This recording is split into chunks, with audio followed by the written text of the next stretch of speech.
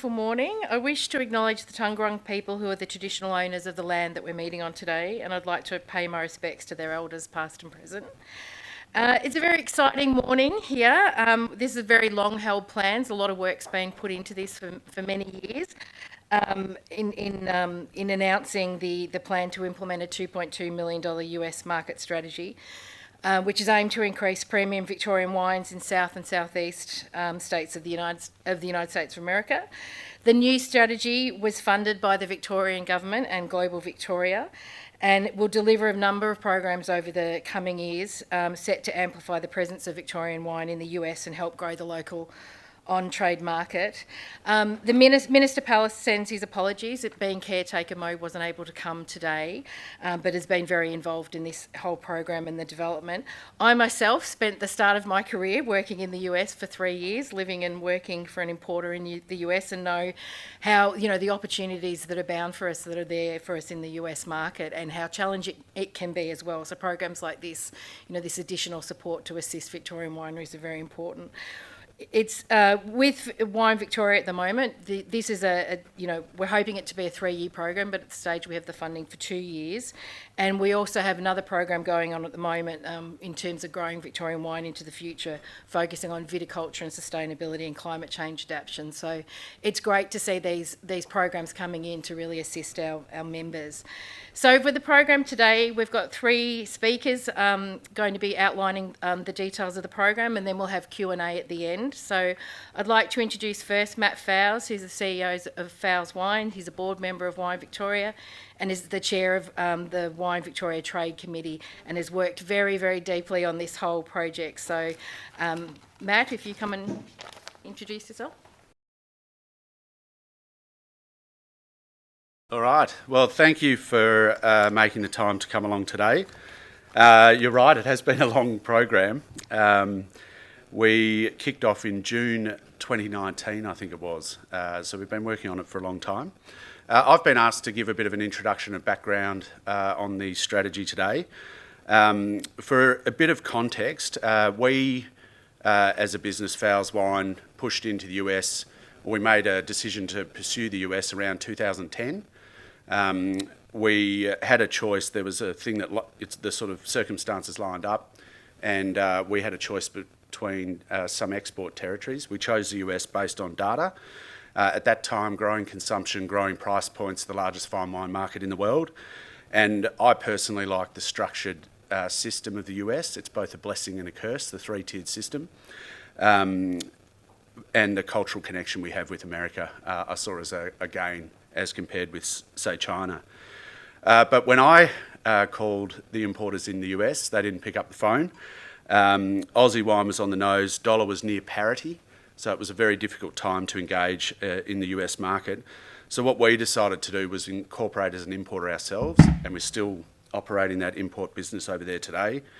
My wife and I moved over there for a year and lived in Virginia to set up the business, and it's certainly not been easy. We've made some mistakes, but a lot of that thinking and those experiences have helped guide a bit of this strategy. I established a team. The territory we were pursuing in the US, moved back to Australia. A couple of years later, joined the board of Wine Vic, and amongst other things, started advocating for US policy and action. We eventually found ourselves at Yering Station at a dinner with industry, government and Global Victoria, and we were discussing the trade programs that they were proposing for wine around the world, and there was a strong conviction around China and the US. And then we delved into the US, and it was clear that those plans weren't detailed and that we needed to put a more detailed plan to government. So we set about putting that plan in action. So as long ago as June 19, we started. First of all, Wine Victoria at a board level, we pulled together a strategy called South by Southeast. At the same time, the Department of Trade, that's the South by Southeast strategy. Then we had the Department of Trade, and under Martin Pakula, did an independent report into the opportunities into the US as well. So that was going concurrently.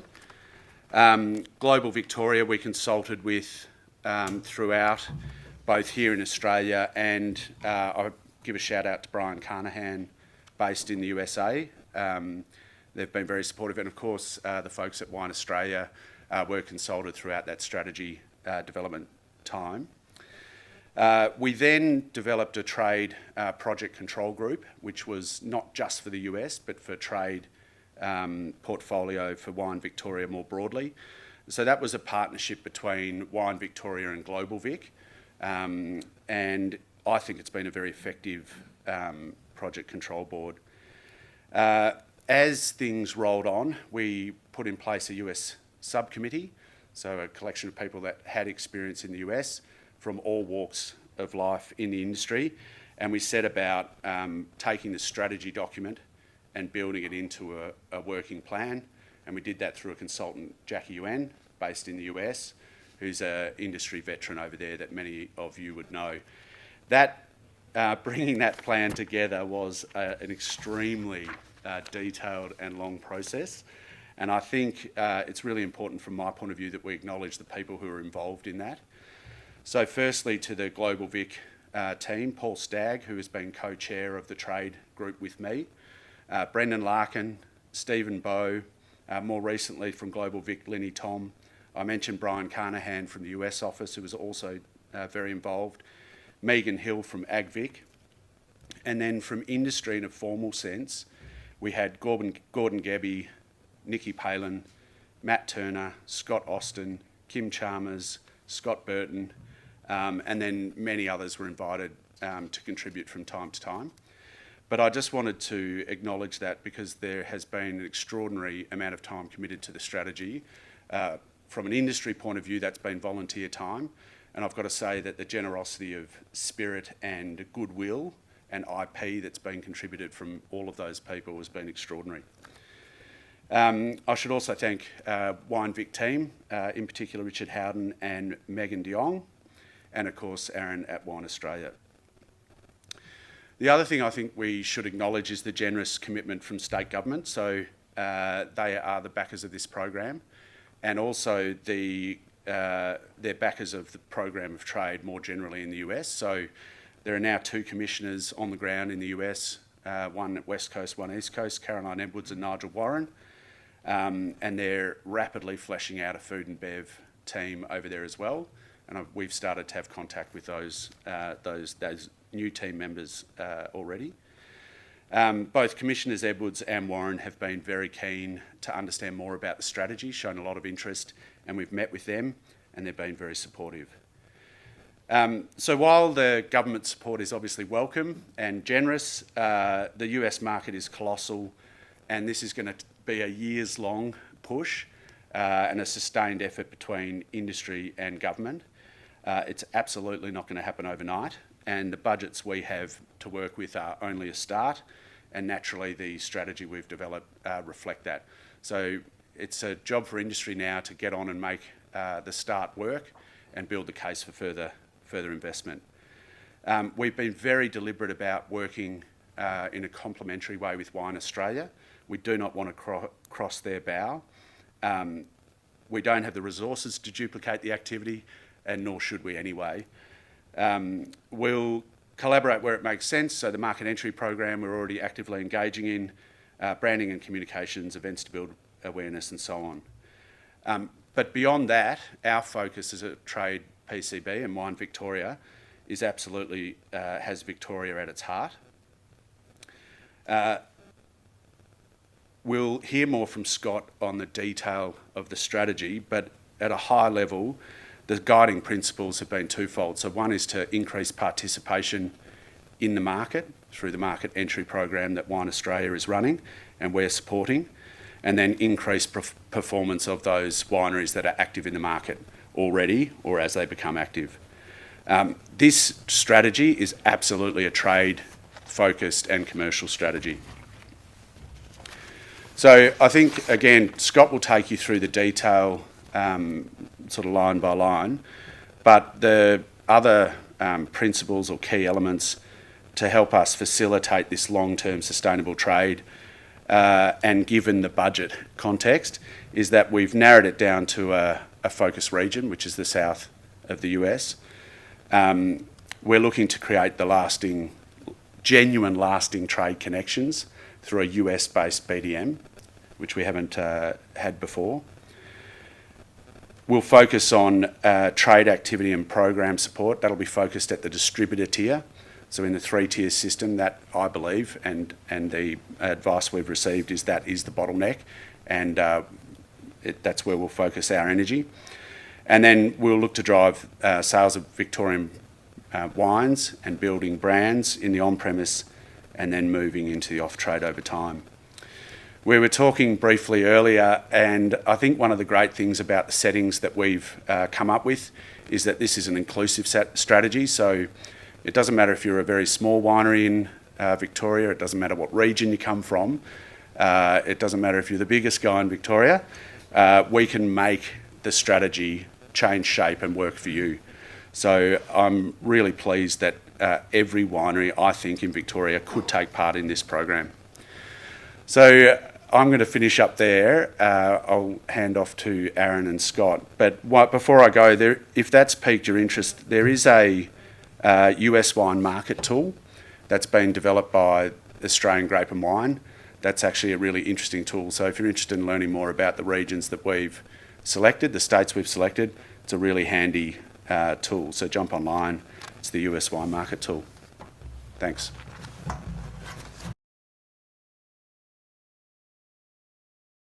Thank you, Matt, and thanks everyone. I'm Aaron from Wine Australia, in case anyone doesn't know. Getting to the end of a big week in Australia. The last time I was here was for some hotel quarantine in September of last year. It's the fittest I've been. It's the most sleep I've had in a very, very long time. But definitely contrasting that with being out and about now. A great week down in South Australia, and really excited to be finishing off here in Victoria.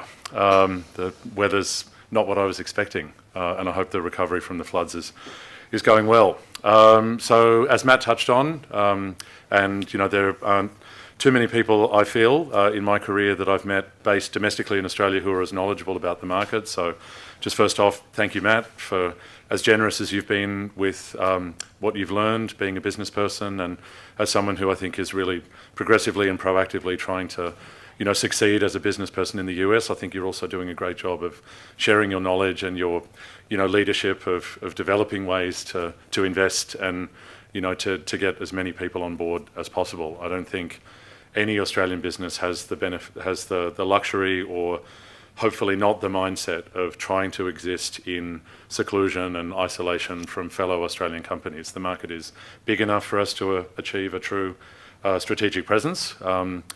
And frankly, it's probably my personal and professional view that we need each other. Our category is chronically small when you think about the size of the market, and part of our conversations and our strategy work with Wine Victoria and the committee has been to really, from that standpoint of, clustering enough Victorian businesses together, being able to achieve some cut-through and some scalable programming. Very occasionally, I've worked for Wine Australia long enough where we only focus on the big producers, or we only focus on the small producers. Wine Australia seeks to support every Australian business. The fact that our programming in export markets, is fairly heavily reliant on wineries from South Australia is, purely for reasons of critical mass.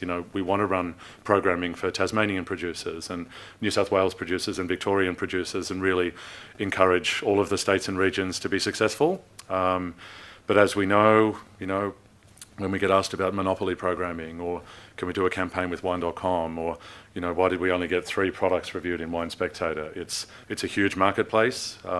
70% of the wine market is domestic wine. A third of the imported wine by value comes from France. 21% of the bulk comes from Chile. The top 3 distributors now control about 60% of the beverage alcohol market. So those and other competitive factors, I think, limit opportunity, but also create opportunity. I think Matt's allusions to the 3-tier system are right. It is a regulatory environment, and there are barriers that come with that, but there are also, certain guardrails around doing business that the 3-tier system is there to protect and enhance, so that, businesses have a fair chance.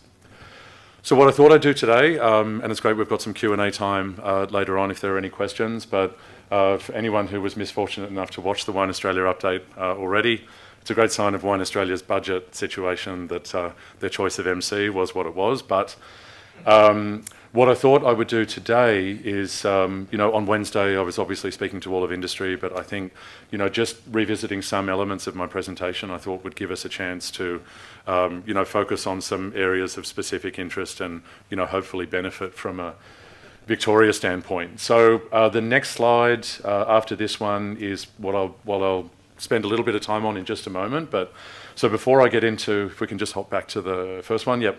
Before I get into the US market specifically, just covering off on, some of those key challenges. Anyone who's an active exporter would have seen containers get pretty pricey. We're projecting some relief on the physical cost of shipping early in the new year. We don't have a quantum of that, but if you look at what major retailers are doing, discounting barbecues and outdoor furniture and appliances and things like that, there is a general expectation that, the US consumer economy will contract a little bit. The midterm elections has surprised everybody. Republicans gaining control of the House has not surprised everybody.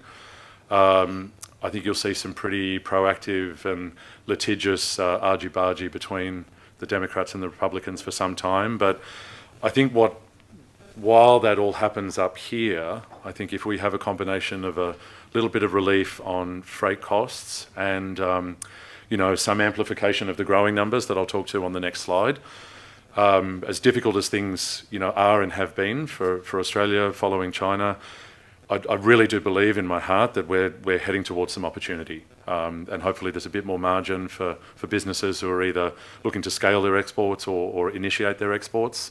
FX is at an absolute dream rate at the moment. The true, halcyon days of Australian wine in the US, saw a fairly stable currency, averaged annually of about 62 to 65 cents, where, depending on the day, somewhere between 64 and 66 at the moment. So we're encouraging wineries not to rush to discount. The currency exchange environment is almost giving us a bit of a kick in that space. And I'll talk a little bit later about Gallo. We had a very high-level meeting with Gallo recently, and some of their commentary around how they're managing price, I think, is really interesting for today. Timelines, plan on 4 or 5 months for a container. That's just a basic piece of housekeeping. If you're lucky enough to get a national account or a regional chain placement, make sure you're getting inventory in and being really transparent with that customer about when you might be able to start a program. Distributor consolidation. So Southern Glaciers, just for context, finished 2021 with 34.5% market share. That's one business. So, as Victoria's increased its position in the market entry program, which is super exciting, and as any of you who are active in market, might have an importer and a distributor in one state or a number of states, and you're looking to grow your business, just be mindful. The days of being able to appoint a national importer and stand back and look at your wine activating in all these different geographies in the US are probably behind us for a good chunk of time. I think if you have a reliable importer and distributor, even in a smaller geography, that it's really our advice to especially small and medium-sized wineries to invest a little bit of time in supporting that business and supporting that model. Some distributors have partner agreements with other distributors because they don't have the infrastructure to buy trucks and pay for warehousing in other states.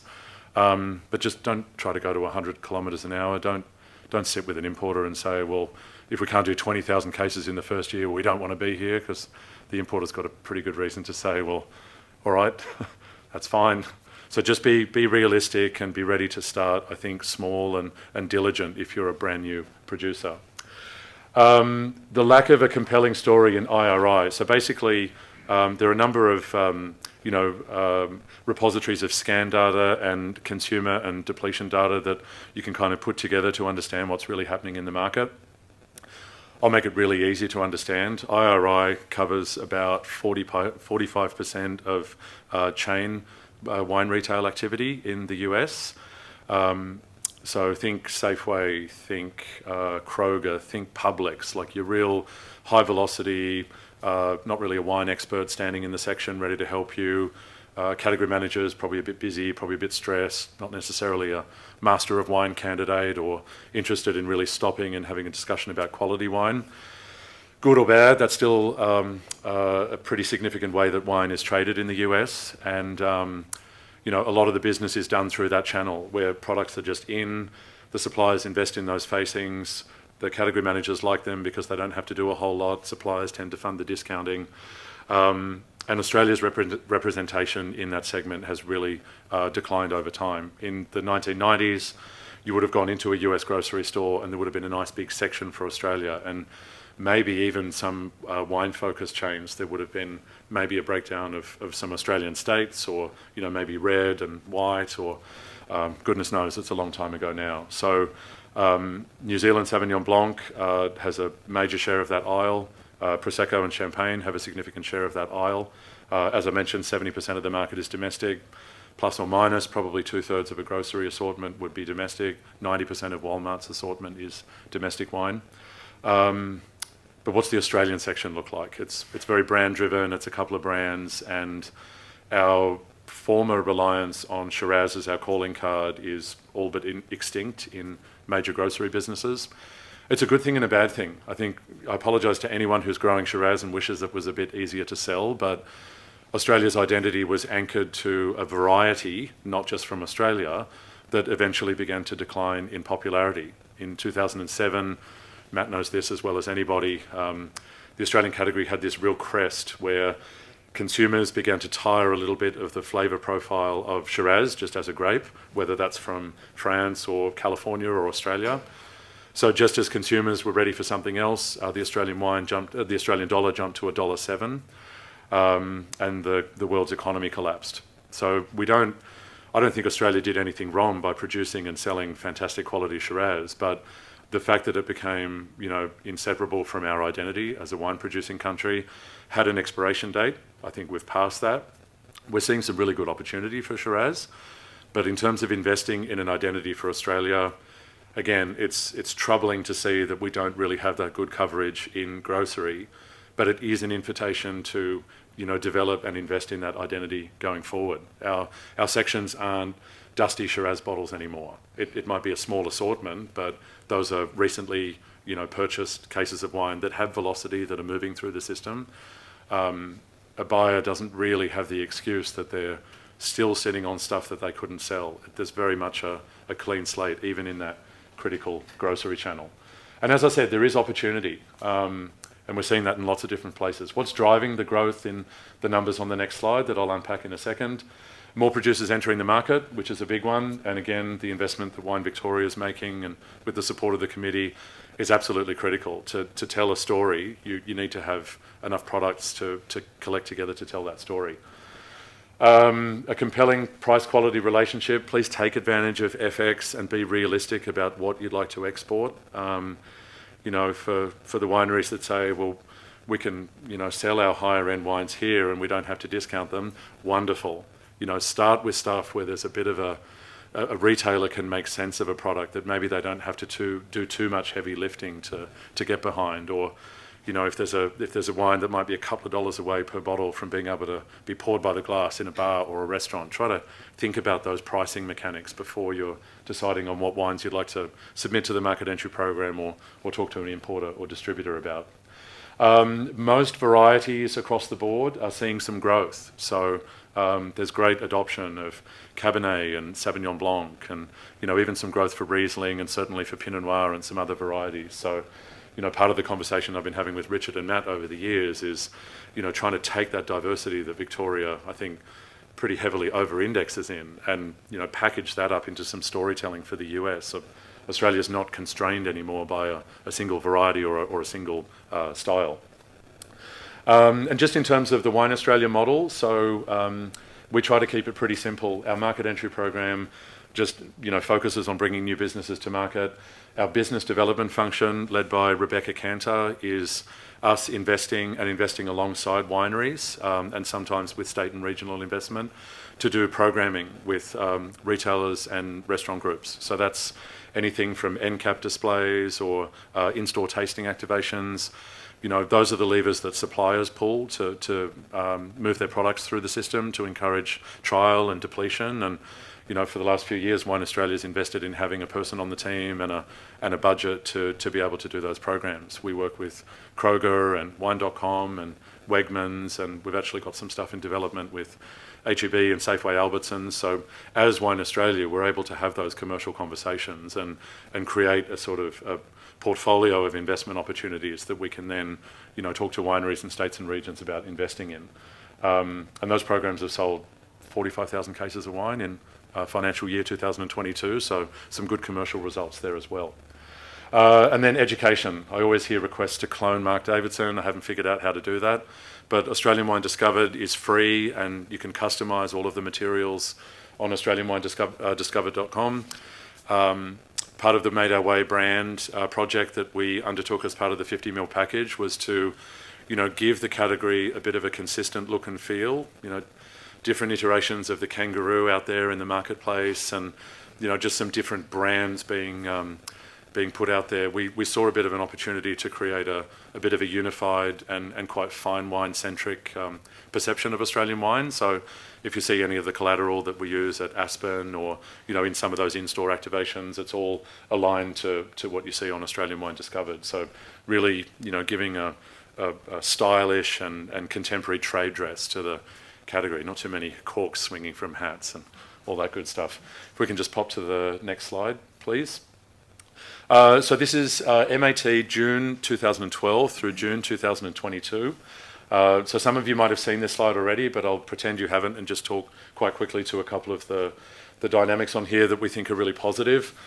Right at the top there, 12 o'clock.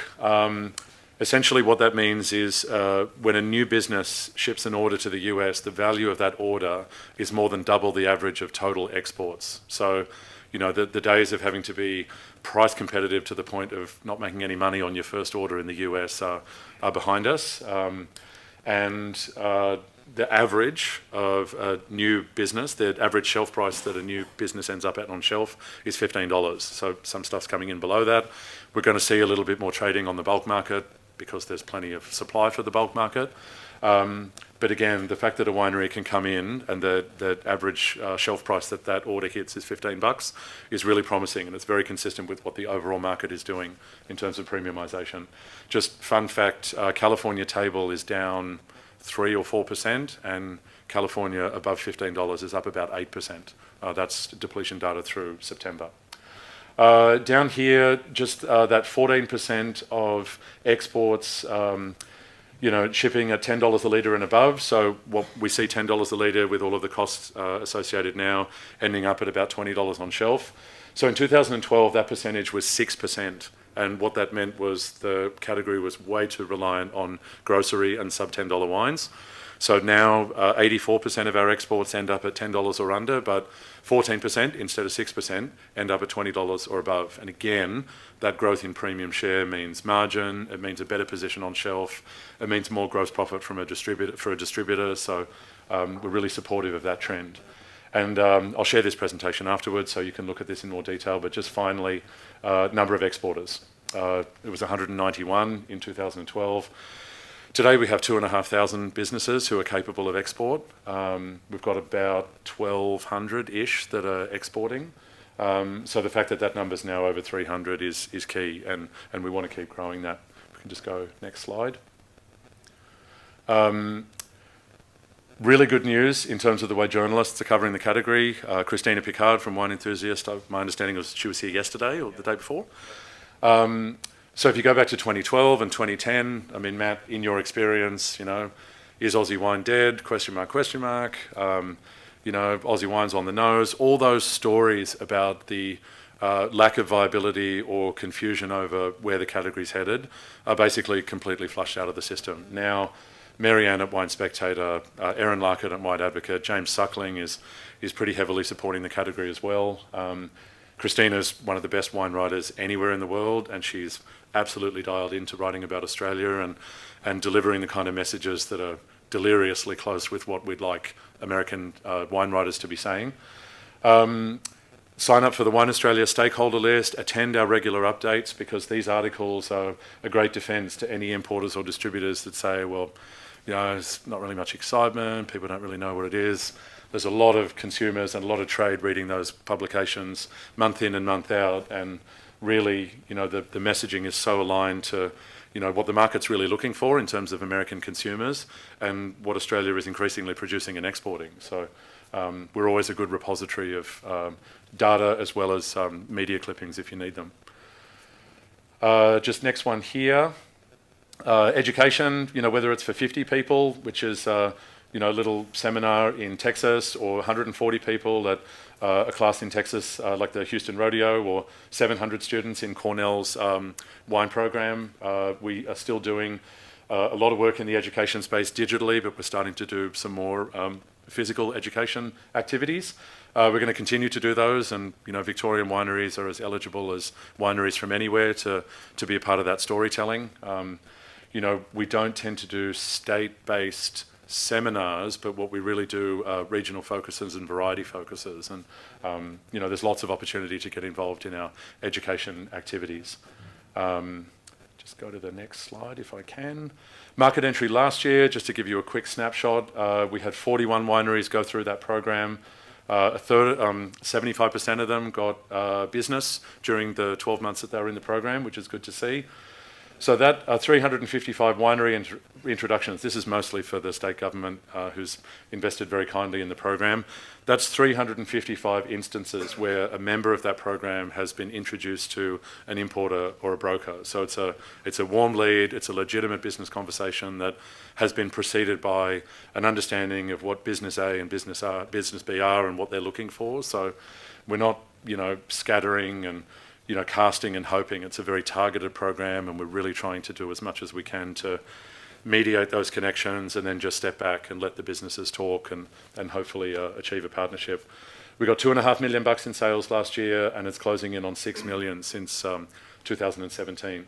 Now, you know, Victorian government's not alone in investing in the program. It used to be very winery driven, and then wineries were starting to negotiate some support from government. We thought we sort of pivoted and began working directly with government and with committees to just make the investment easier in the program.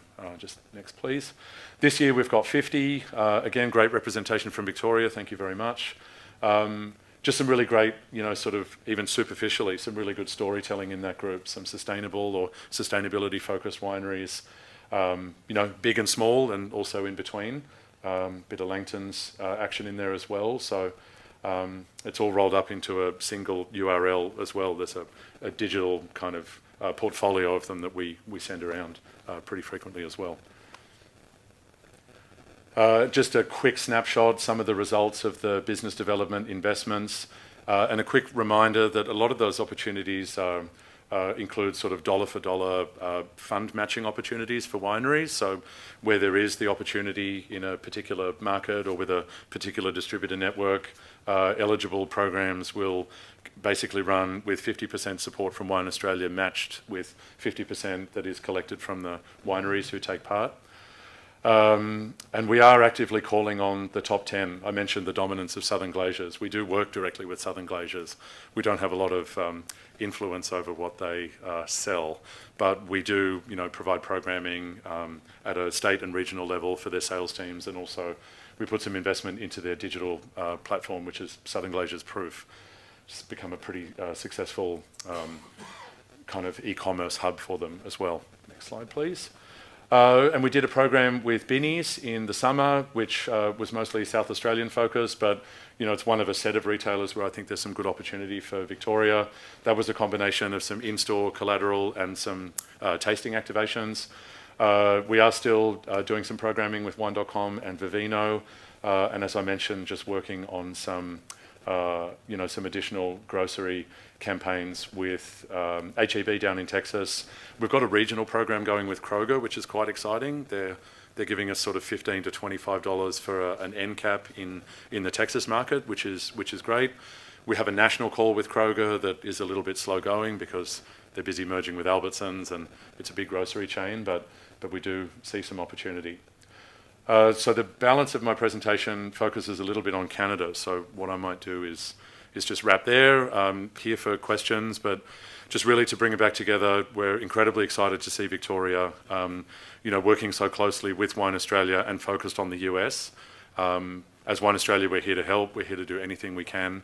We're very upbeat about you putting a resource on the ground in the new year, and as much as much support as that person needs to be successful and get involved with our activities, and also have the confidence to start doing some Victoria-based programming just with support. We're here to help and really upbeat about the opportunity for Victoria in the US. So thanks. Over to you. Good morning, everyone. Just introduce myself. I'm Scott Burton. I'm a committee member for the Project Control Board for Trade. And thanks, Aaron. That was really insightful. I think your enthusiasm is infectious. And look, having spent last week in the US, I can definitely reiterate those thoughts of Aaron in terms of that shift in perception around Australian wine, and there's a real energy and buzz about Australian wine in the market at the moment. So that's great to hear. So just quickly, just wanted to take you through the South by Southeast strategy in terms of the program details. I'll pretty much refer to it as the program rather than saying South by Southeast the whole time. But essentially, this is a program that is established to really drive up-weighted sustainable footprint for Victorian wines in the US market. Victorian wine brands have been, whilst in market, underrepresented in terms of what the opportunity is in terms of export growth and potential. So hence the strategy has been designed to facilitate an increase in exports of premium wine from Victoria. And this program is really focused on commercial outcomes and influencing trade outcomes. So in short, this is about selling wine.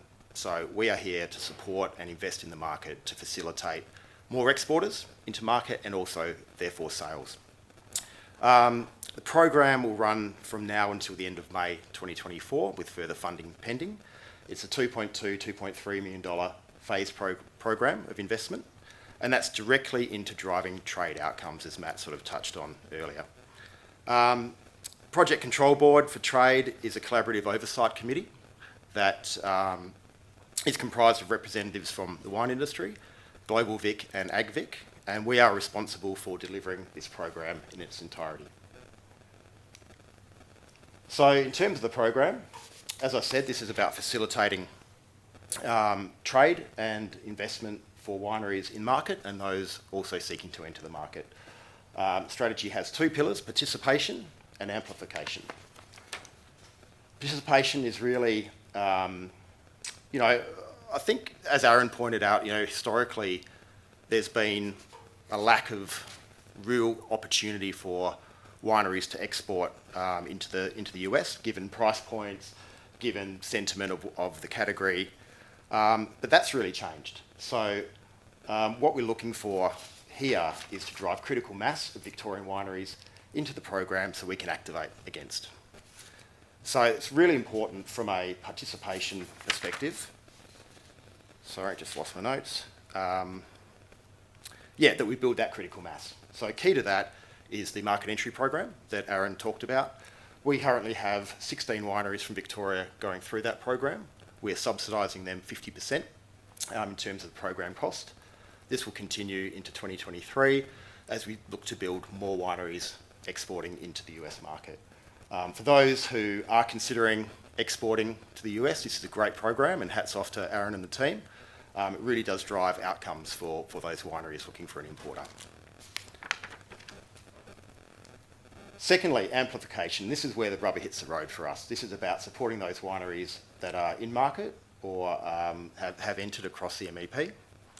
And really, there's four key initiatives here: trade promotion, a trade promotional program at distributor and retail level, trade shows, in-market resource, and communications. And really, the objective here is from a trade promotional program perspective, and the in-market resource, this is about developing long-term relationships with distributors and retailers to drive a program of activity that results in visibility for Victorian wines in market and volume in terms of sales.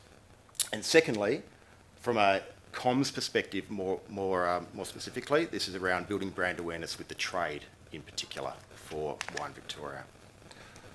All right, in terms of our trade and promotional retail landscape, this is a commercially driven program, so therefore trade engagement is absolutely paramount. This is about accessing, influencing and partnering with the gatekeepers at distributor level, at retail level, to put programs of activity in place to bring new brands to market, to bring new activities to market, and to obviously increase the sales of Victorian wines in the US. And for clarity, when we talk about retail, I'm talking about regional bricks and mortar, e-commerce, wholesale, restaurant groups, pub groups, the whole gamut of retail activity. So we're not focusing on one particular channel, we'll be focused on all channels for the program. And look, in terms of the approach, it's the classic push-pull approach. So really we'll be working with distributor networks to really engage and influence and excite and enthuse around Victorian wine so that they push that through their distributor network to the retailer. At the same time, we'll be engaging with retailers to create demand for Victorian wines through a program of activity, consumer focused, incentivised for trade at retail level so that they begin to pull and demand Victorian wines through from their distributors. So it's a classic push-pull, but we think it's very important that we focus on both tiers of the three-tier system to deliver that outcome. So as per the South-Southeast strategy, we will be focused on regional retail and regional distributor. That's where we think that we can have the best cut-through, where we can activate quickly, and where we'll also be able to really make that investment stretch in terms of those dollars and ROI. So in terms of that program, we're developing it at the moment. It does take a bit of work to negotiate at retail level and distributor level, but we're working on that at the moment, so there'll be further details of that to come moving forward. What is worth noting is that some activities here will require contribution from wineries. That's all being worked through at the moment, but certainly we've got some significant funding, so if you think about your A&P spend in market, this is about really supercharging that and fast forwarding and accelerating your investment into your brands in market. Having the right program in place is obviously really important. We think we've got the right approach here to create a rupture in market and really get some cut through. But what's really important here as well is having the right people. You've got to have the right people in market to make this happen. So that leads me on to our in-market resource. We are committed to feet on the ground, absolutely 100% required to deliver the program and really forge those strategic partnerships with importers, distributors and retailers. So to that end, as I think as Aaron touched on, we've appointed an experienced US-based business development manager who will start January 1. This individual will be tasked with influencing the influencers, so to speak, to drive those commercial outcomes for our wineries. Having the right contacts is crucial. You've got to have the right Rolodex, you've got to have know the right people and the right levers to pull. So we believe we've secured one of the leading operators in the US wine market to advocate, collaborate and activate on behalf of the Victorian wine industry and our wineries. We'll be making an announcement as to the business development manager in mid-December, but obviously that individual will hit the ground running from January 1. So watch this space, but really exciting and I think a game changer for how we'll take this program forward in the US. Trade shows, don't need a lot of time spent here, but we'll definitely be attending quite a number of trade shows throughout 2023 and beyond. We attended the Food and Wine Classic in Aspen in June this year, which was our first foray, I guess, from a trade building perspective. Very well received, and we'll continue to build on that as we move forward. In terms of involvement for our wineries, that will be as and when the program is available. So we'll be in touch through our expressions of interest mechanism moving forward.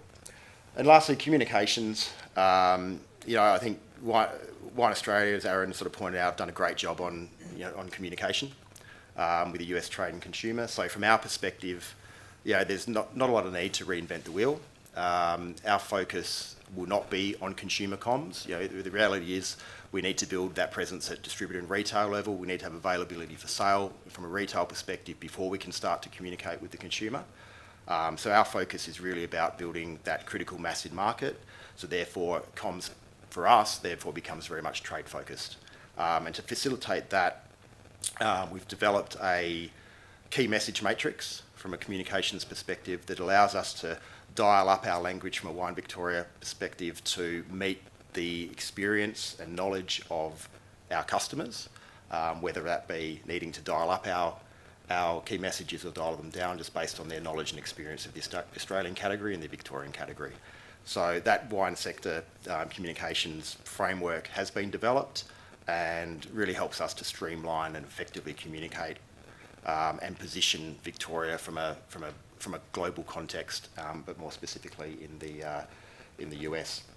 And just lastly, touching on an activity that is a Global Victoria backed initiative. There's a press and media tasting in New York on the 1st of March for those wineries active in market. I know that Richard has done some work on this already, but I'd encourage you that if you are currently available through a distributor network or importer network in the US to have a look at this opportunity. It's a great way to get your wines in front of key US media early next year. So that's a bit about the program in terms of participation and amplification. It's about encouraging more wineries to export to the US. It's about supporting those wineries when they're in the US, as well as those that are already there, and really driving that distributor and retail network to deliver a commercial outcome and drive sales. And we will ultimately be measured on what those cases look like. What do we actually sell? Exactly like Aaron just said, this is what we've contributed from a market entry program. In terms of this program, it very much is about what is the commercial outcome that we've delivered. So we're very focused on that and very focused on making that investment work as hard as we can for us.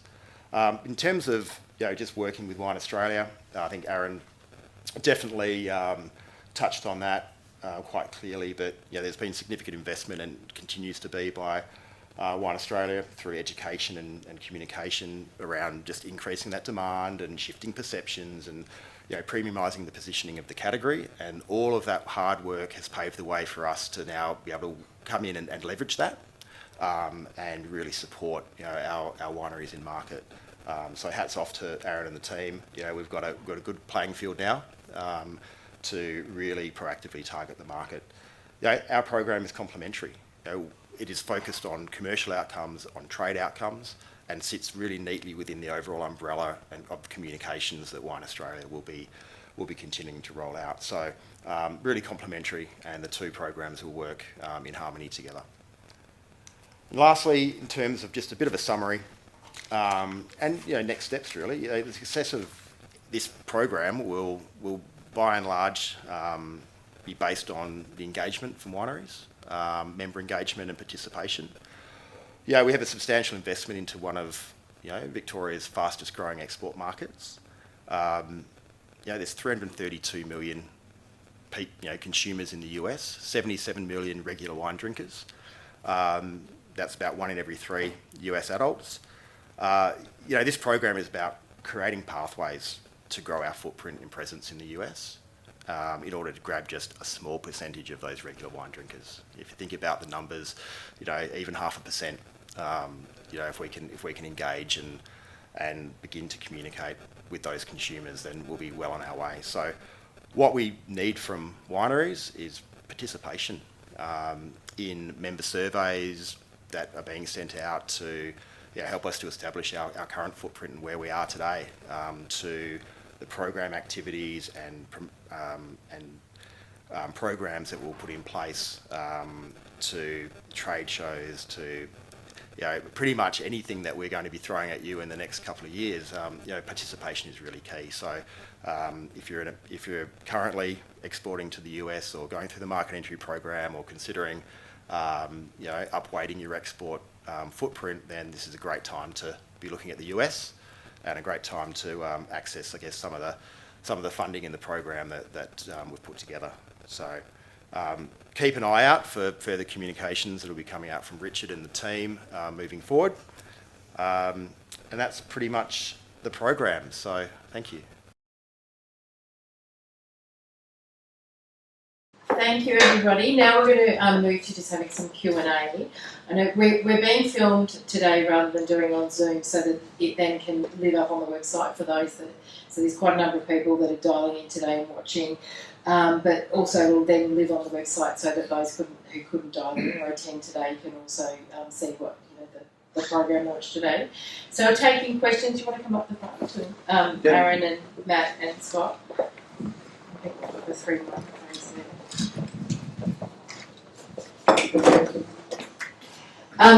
Those that are in the room here, is there anyone that has a specific question? Yep. I'll give you the mic. Oh, okay, thank you. Just because of the recording, it's like, yeah. I did want to ask this question earlier in the week, but I was on the virtual stream, so I'm just curious as to what the Wine Australia are doing, perhaps Wine Victoria are doing as far as lobbying the federal government around EMDG. There's a lot of talk at winery level about it, but I haven't really heard any chatter elsewhere. I mean, I applaud you for a program like this. I think it's fantastic. I guess the challenge with these promotions sometimes is it's not a one-size-fits-all approach. A couple of things. So, Wine in America, I had the pleasure of living over there for about 5 years, and it's it's obviously heavily points-driven, and the other one is obviously boots on the ground and getting in front of people and getting around market. A lot of wineries have had their budgets essentially severely cut over the last 3 years, so it is quite challenging. I think a lot of people who've gone through EMDG perhaps use that 10, 12 years ago. The way it currently stands, we can't reapply. I think the market's changed and shifted so much that I'm not hearing any level of support to get wineries back out there travelling again. Is there any discussion going on? I mean, I know there's targeted grants coming out, but is there a general grant to encourage wineries to get out and travel again and support that cost? So, is this thing on? Hang on a second. So my role and remit is obviously America, so I can't speak in any official capacity on the grant side of things. What I can say is I was in the Barossa yesterday, and there appears to be some discussion of... Sorry, can I just get you to swap one of those microphones? I'll come grab that one. Give Matt the crap on, that's probably a good idea. There was discussion. We had a roundtable in the Barossa yesterday with members of Austrade, and there was actually a contribution from DFAT, and also some representation from TradeStart and some wineries, and I was there with, my boss Paul, who's now a GM of marketing. EMDG came up as a subject. I don't know where the negotiation or the tabling is of that. We know that it's a popular program because, and again, I'm on the other side of the pond, but my understanding is that there are a lot of eligible expenses that were able to be claimed through EMDG. So wineries had a bit of flexibility to offset costs, qualifying marketing costs and travel costs, etc. Look, again, I'm not commenting in an official capacity. It makes sense to me, but I think there's a broader discussion around federal government's stance on the wine sector and whether additional support is coming. I think everyone in this room and on this call, and maybe everyone in the industry, would make a pretty compelling case for the need for support. But as for the specifics of a coordinated approach or a strategic approach to government, I'm not sure if there's any Wine Victoria insight we can give on that. But look, we saw the EMDGs offered and utilised, and I believe fully dispensed. It would be a great time to see that extra investment, but I can't speak with any knowledge of where those discussions are. Sure. A different view on that, or? Well, I think it's from my side. I mean, I've seen a lot of over the years and the booms and the busts that you referred to earlier. To me, from a winery perspective, when you're controlling the dollars and what you're looking at going forward, obviously EMDG is very targeted spending. You know where you're going to spend, you know what you're going to get best bang for buck from. I don't only hope that we are doing some lobbying behind the scenes to the federal government for that support, because obviously the industry needs it right now, without a doubt. Yeah, I mean, can I just? Yeah. We certainly are doing lobbying, but in terms of a national front, obviously we sort of fall under AGW in terms of Yes, lobbying when yeah. it comes to a national issue like that. Yeah. But it's certainly part of the. And I'm attending at the end of the month is the national state and Carolyn's coming as well. The state and regional forum that AGW is running at the end of the month, so that will certainly be an area that we'll be looking at, and we can come back to you on that one as well. Great. Any other, Carolyn? I'll just also make a comment about that as well. So the newly formed National Marketing Working Group will also and has talked about different things in which to advocate for support for exporters. So we'll talk about that at that next meeting as well. Any other questions about the program? I've got another question. I've got plenty of questions. Yeah. Someone sing out if you want to ask a question. I guess, I'm with Tabilk. We're participating in the market entry program. We've done it previously. The brand's been in and out of the market over the years. We've currently got distribution in the northwest. We do a little bit of direct business with the likes of K&L in California. Having discussions with other direct-to-consumer models or opportunities. For a program like this, for instance, where we're obviously not in the south or the southeast, how would you recommend a producer participate in this program that's not currently in there, and can it work side by side with the market entry program at all? Yeah, good question. Thanks, mate. Look, I think from the southeast perspective, that's definitely the territories that we've identified to be focused on. But certainly doesn't preclude other opportunities across the states from being taken into the program. So whilst we need to be focused, certainly in my experience in the past, if you try to give everything to everyone in the US, you end up nowhere. So we've made a concerted effort to focus our efforts, but absolutely, we're inclusive. So definitely want to look at all opportunities as they arise.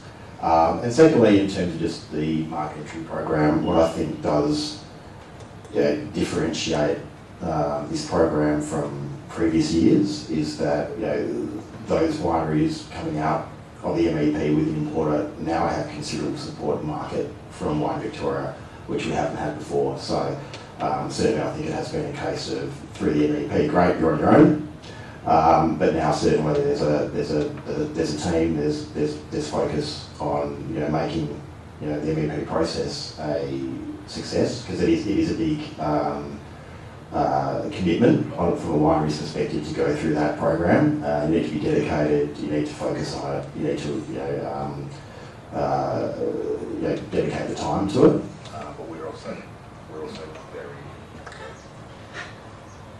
very well aware that we need to support those wineries too. So that's the key part of this program. Yeah. And Matt, I think with the in particular the business development manager, the person that we've identified, we must have together, and when I say we, Richard bore the brunt of it with Scott, but there must have been how many interviews, perhaps 30 or more, really solid applications.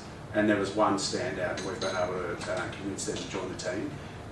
The relationships that person have are industry leading.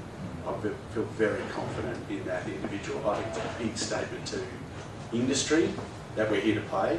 And so if you're focused in the northwest, it'd be part of the responsibility of the BDM to find those connections in the south that work for you. So. Yeah, and I believe they have the relationships. Yeah, I mean, we're participating in the entry program again, ultimately to find an East Coast importer, or if something turns up, a national importer would be our preference. But obviously, consolidation I know is a big issue in the US market right now.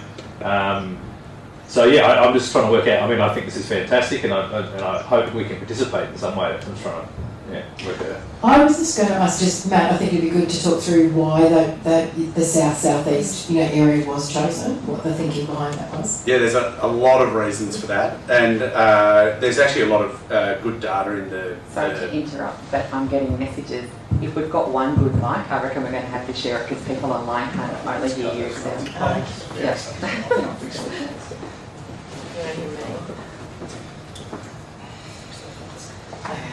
Maybe we use this one.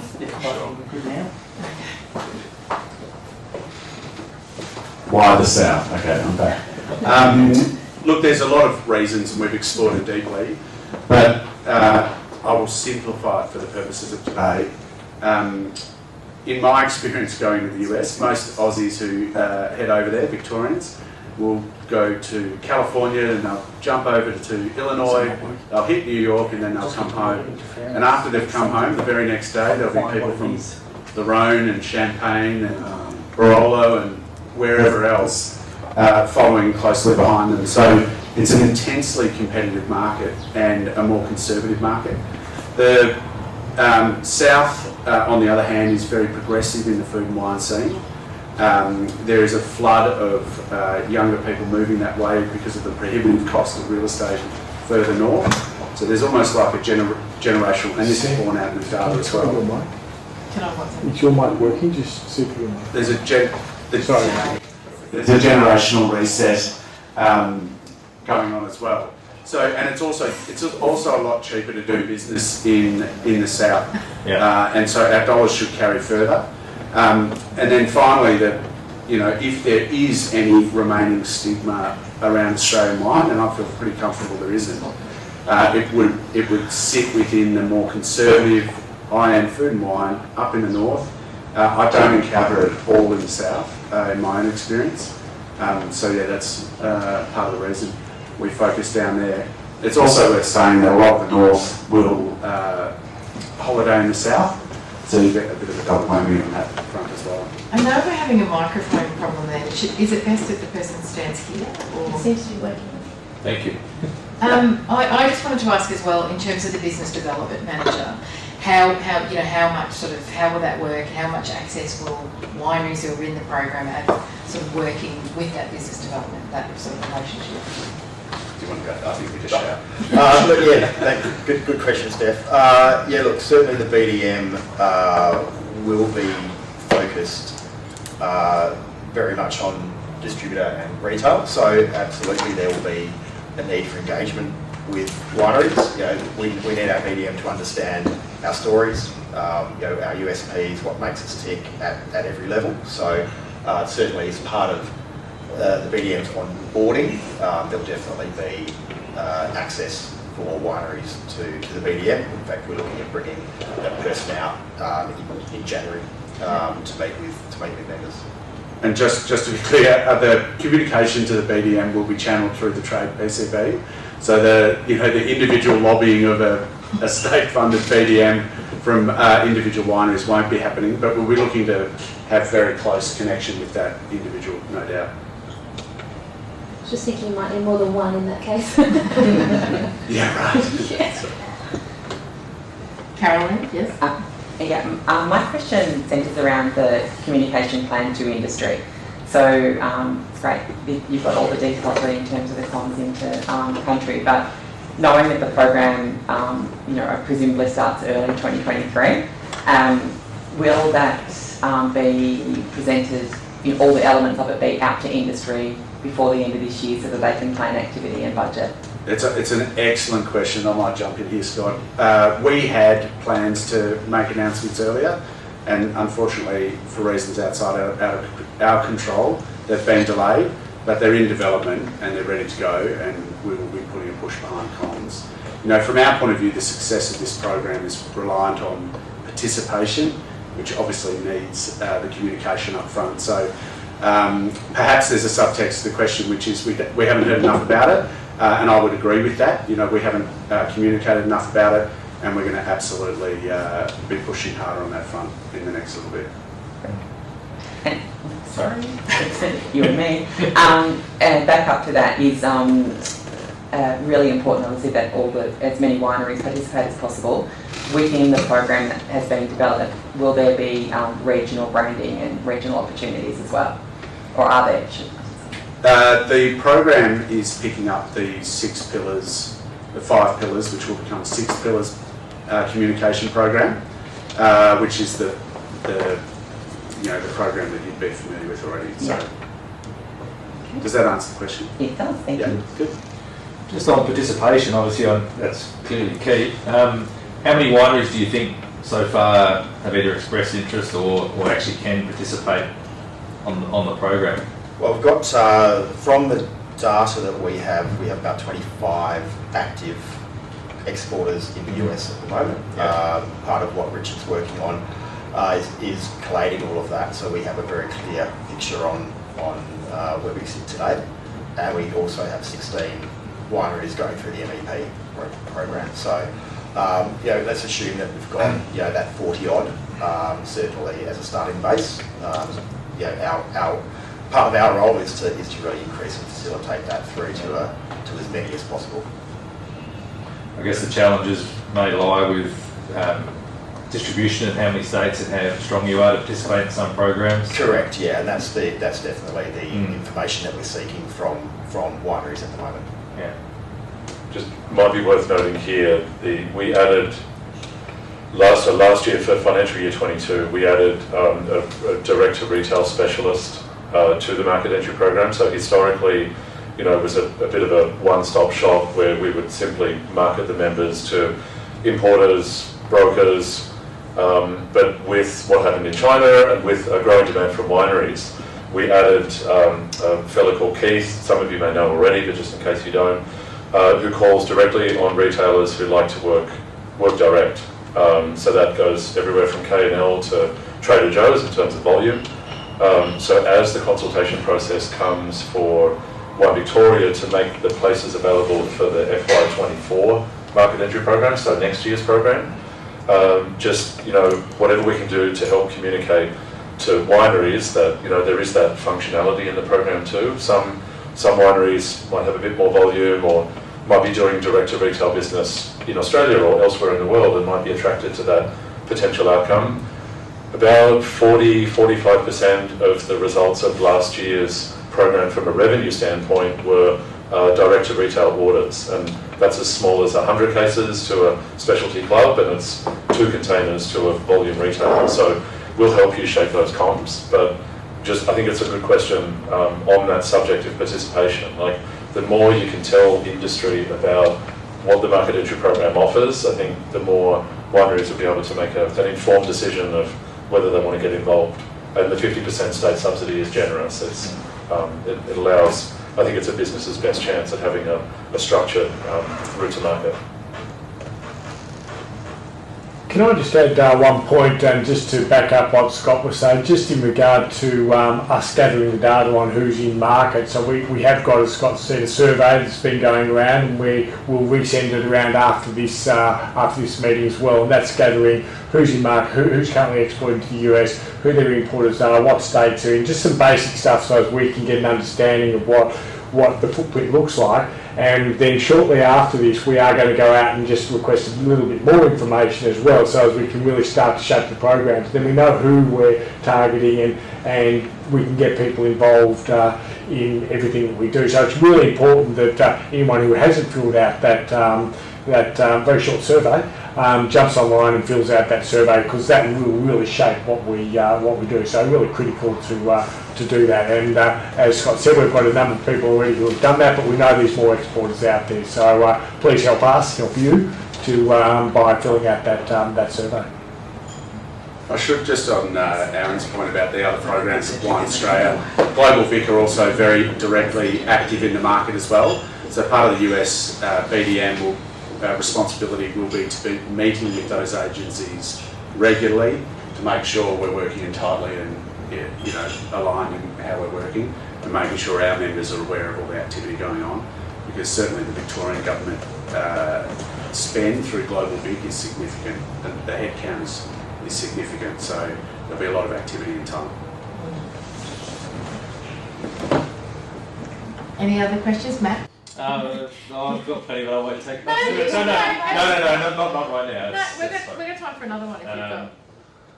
Give me 5 minutes. Someone else can ask. So while you're thinking of the next question, Sure. we're all excited. I'll pretend the question was asked about brand owner or winemaker travel to the US. We're getting a huge amount of demand from key accounts wanting to see Australian winemakers and Australian business owners who can talk the talk and have a good trade focused story to visit the market. I'm not discounting the cost and the time and in the context of the conversation about the EMDG, but it's my hope that with all this support from Wine Vic and Global Vic that there can be some encouragement to industry to actually go to market, whether as part of a delegation that your BDM can potentially organise, or if one of these programs is a bit bigger in scale and it's a bit of a draw for wineries, we will share all of our activity planning, whether we invest in Texom in Dallas, which I know is not the southeast, but it might fall into that southern focus that you're talking about. We are trying to promote as much as possible, because you have to tell someone 3 times before they pay attention. Anything we can do to reinforce that idea that Australia is here, it's a category that ought to be traded for commercial benefit, and there's an amazing story and commercial proposition that sits around that. Winemakers, people with accents, people who ask the daft questions about the US when they're there, I think are really critical to that investment in identity that we all need to be making. So, whether you own a winery or you're a salesperson that's got to ask your boss if you can go on a trip, try to think about, for the context of this program, it's not if I'm going to go to the US to get involved, but when. When am I going to go, and what sort of programs can your BD and this group put together with the support of Wine Australia to get people on the ground? It makes a huge difference, and I think for your aspiration to see some commercial ROI, I think it's another win that you can say this many winery owners, winemakers visited the market during the lifetime of that program. I would really encourage that. So we were working on that this week, right? And we're very enthusiastic, but the return on investment comes back to the cost question, and there is no apparent support for that in terms of cost recovery through any of the programs. EMDG might do it, but I think the chances of moving the federal government into that space, if you've already spent the money over the last 5 years, is yours.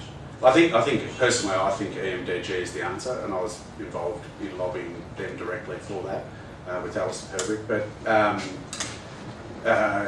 But we do not have the funds as part of this program to support individual winery travel to the market. So the way we stepped around that in part was to make sure that we had an in-market presence that was representing the wineries. So that's a big step, I think. If you're not in the market, having someone in the market is representing you is obviously a huge win. But yeah, I mean, I can't discount the fact that travel's expensive.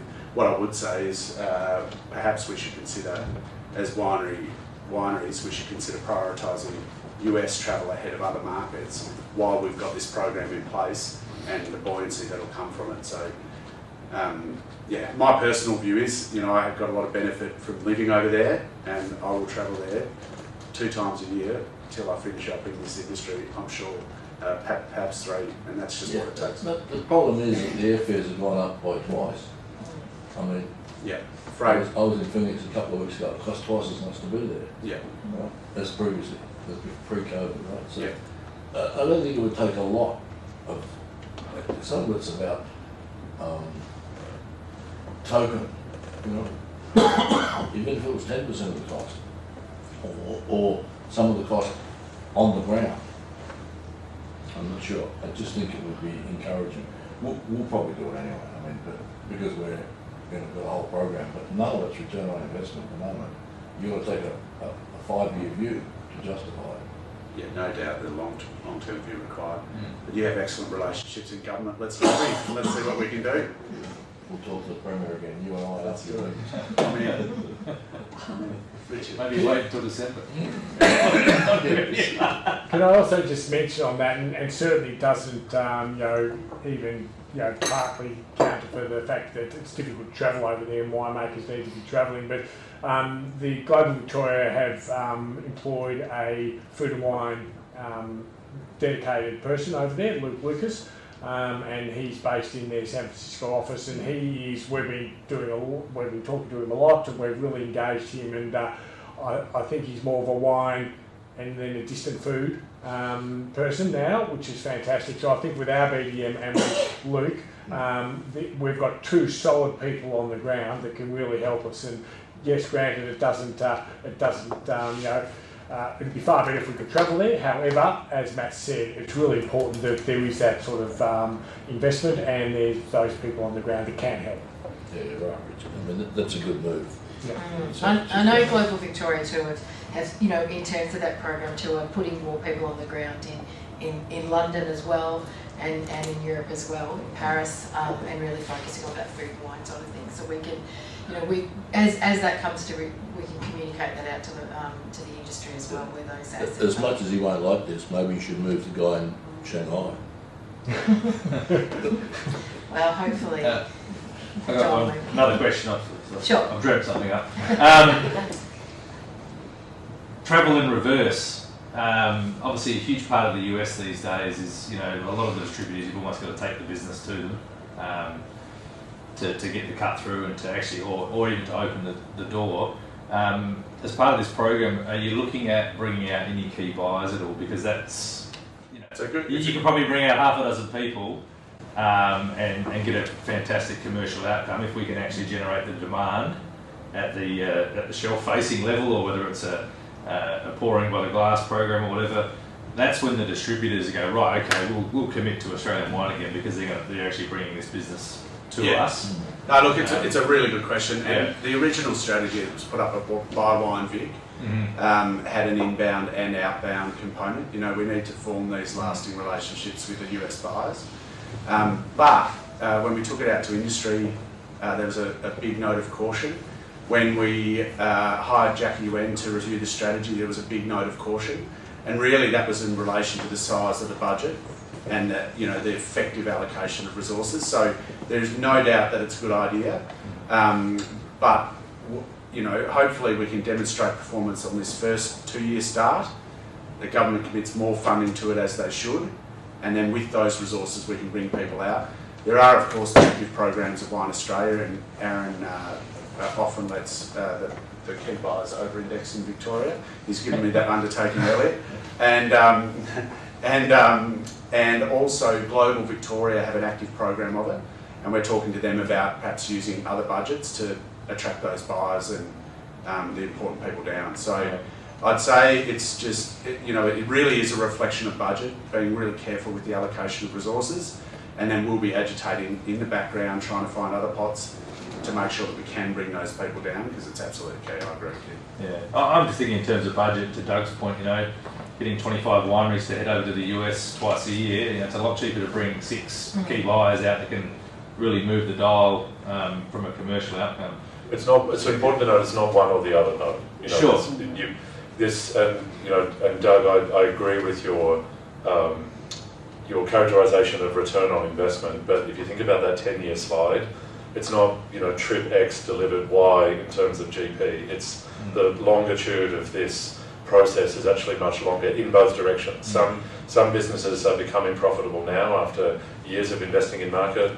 Some people are looking at their first purchase order and saying, well, crap, what do I do now? Because the US is always long-term. It is always long-term. The market leader for Prosecco is 3 million cases, and 10 years ago that same product was doing 30,000. So everything's long-term. I think just on the visits piece, and I'm going to exploit the fact that you're sitting beside me.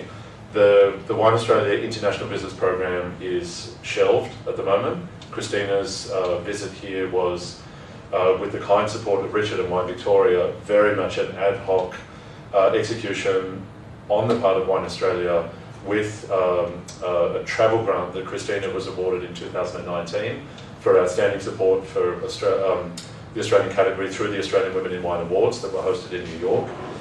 I've managed to keep rolling that investment year on year, and then finally, with today's travel costs, Richard was able to commit some additional investment from Wine Victoria, and we wrapped up a really great trip for Christina. Now, we've got someone on the Wine Australia team who can execute an itinerary, as you know, and members of Richard's team have supported in that. I think Wine Australia does the best visits of any industry, and I believe in our program. It currently has no money, but Paul, my boss, and I, he's talking to me about, there might be some potential grant applications through the ADMAC grants. We've learned that there's a bit of surplus in the ADMAC grants. So we prepared and submitted an application for some additional funding there. Absolutely no suggestion that that's going to be successful or not, but there's an application in the system. It's our intention to revise the International Visits Program as quickly as we can. We currently don't have the resources to do that, but the other consultation piece, and this is a long answer to a short question, is we're probably going to be shaping up some state and regional comms around assessing the appetite to co-invest in visits. So historically, Wine Australia owns the visit, and yes, we do bring people to Victoria, and we're very pleased that we do that, and the results are good. But what we're going to start looking at are some co-design and co-investment models for visits, because as Wine Australia, we need to plan for our budgets to be pretty minuscule for the foreseeable future. So we will communicate that to you. Then there'll be a consultation process, and we'll look at the types of visit content where we think that our management of those visits and our quality delivery for those inbounds can meet with the objectives that you want to see from people coming to region and coming to state.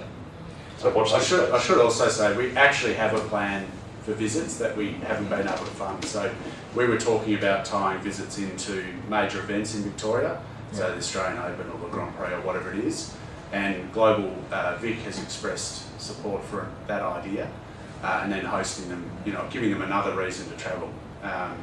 So there's a plan there that will be fleshed out pending funding. I think co-investing is a great idea, and I'm sure a number of you have been involved over the years with the Tim Wildman trip. It obviously hasn't happened now for a couple of years, but that's all essentially co-investing, and I think that's a good way to get around everyone's limited budgets these days, including Wine Australia's. Just on that, with the co-investing, won't that make more competition between the states? So if Wine Victoria's not putting up the same amount of money as some of the other states are, won't you just not go to Victoria kind of thing? No, I don't. In my experience, I think we, as Wine Australia, we would consult broadly with industry. I think my expectation would be that Wine Victoria would want to, be involved, and if the funds were there. But I don't. It's not so much a ranking system or South Australia's budget's twice as much, so they're going to get twice as much visit content. I think we've got to take baby steps back into visits first and foremost. They're very expensive to execute, they're very complicated to execute, but I personally wouldn't be concerned about being out-invested or be losing share for Victoria to other states. I think what we need to do is get on a footing for bringing people to Australia. Some itineraries might have a bit of a heavier focus in Margaret River or Tasmania or other parts of the country, but I think broadly, and if you look at the catalogue of visits that Wine Australia delivered from 2016 to 2020, there was some pretty healthy coverage of our key states and regions. I just think we need to be coming up with we need to be securing the money, and then pretty quickly, if we can secure some, just get people down here. They're travelling to Europe. California's doing inbounds. Kind of copying some of our content over the years with the events we did in Lake Tahoe and aspects of our market entry program. But to Matt's point, government can be interested, government can be aware, government can have appetite, but I think, for us it's about the funding piece. It is important we succeed in that 1st of March in New York.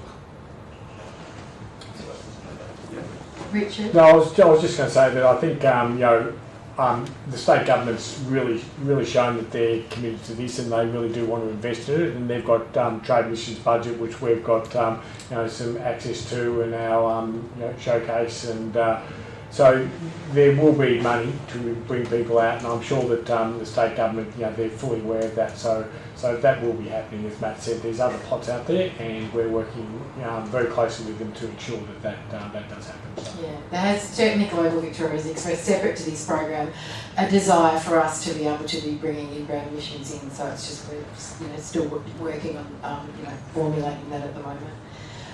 Thank you very much, Matt and Aaron and Scott, for this morning and running through the program.